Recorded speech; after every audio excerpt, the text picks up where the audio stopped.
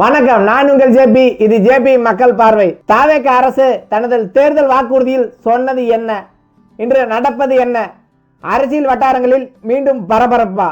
வாங்க வீடியோக்குள்ள போலாம். தாவேக அரசு தனது தேர்தல் வாக்குறுதியில படிப்படியா மதுவிலக்கு அமல்படுத்தப்படும் தமிழகத்துல அப்படின்னு சொல்லிருந்தாங்க. சொன்ன மாதிரியே ஆட்சிக்கு வந்த ஒரு மாசத்துல 717 மதுபான கடைகளை மூடினாங்க. இது மக்களிடையே மிகவும் வரவேற்பு பெற்றுச்சு. கடந்த ஓரிரு நாட்களுக்கு முன்னாடி டாஸ்மார்க் உயர் அதிகாரிகளோட கூட்டத்துல தமிழகத்துல இருக்க சில்லறை மதுபான விற்பனை கடைகள்ல 54 புதிய மதுபான ரகங்களை அறிமுகப்படுத்த போறோம் அப்படின்னு அறிவிச்சிருந்தாங்க. இதற்கு காரணமா மதுவிலக்கு மற்றும் ஆயத்தீர்வைத்துறை சார்பில் என்ன சொல்லப்படுதுன்னா, நம்முடைய அண்டை மாநிலங்களான புதுச்சேரி, கர்நாடகா போன்ற மாநிலங்களில் கிடைக்கக்கூடிய பிரபலமான மதுபான ரகங்கள் தமிழகத்தில் கிடைப்பதில்லை. அதனால தமிழகத்தில் இருக்க மது பிரியர்கள் அண்டை மாநிலங்களுக்கு போய் மது குடிக்கக்கூடிய நிலைக்கு தள்ளப்படுறாங்க. அதனால மது பிரியர்களுக்கு நிறைய சாய்ஸ் விதமாகவும் புதிய மதுபான நிறுவனங்களை தமிழகத்துக்குள்ள கொண்டு வரதுக்காகவும் நாங்க இந்த முடிவு எடுத்திருக்கோம் அப்படின்னு சொல்லியிருக்காங்க.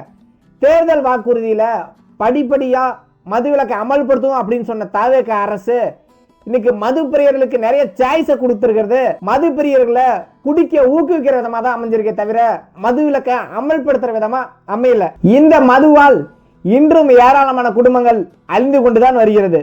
அரசுக்கு வருமானம் முக்கியமாக இருக்கலாம், ஆனால் மக்களின் உயிரும் குடும்பங்களின் நலனும் அதை விட முக்கியம். தமிழகத்துல 54 இல்ல 104 விதமான மதுபானங்களை தமிழக அரசு அறிமுகப்படுத்தினாலும் அந்த மதுவை வாங்கி குடிக்கணுமா வேணாமாங்கிறத இளைஞர்களும் பொதுமக்களும் எப்ப முடிவு பண்றாங்களோ அப்ப தமிழகத்துல பூரண மதுவிலக்கு அமலுக்கு வரும். இப்பதான் நம்ம சேனலை ஃபர்ஸ்ட் டைம் பாக்குறீங்கன்னா லைக் பண்ணுங்க, ஷேர் பண்ணுங்க, மறக்காம சப்ஸ்கிரைப் பண்ணுங்க. மீண்டும் ஒரு இன்ட்ரெஸ்டிங்கான வீடியோல சந்திப்போம். நன்றி.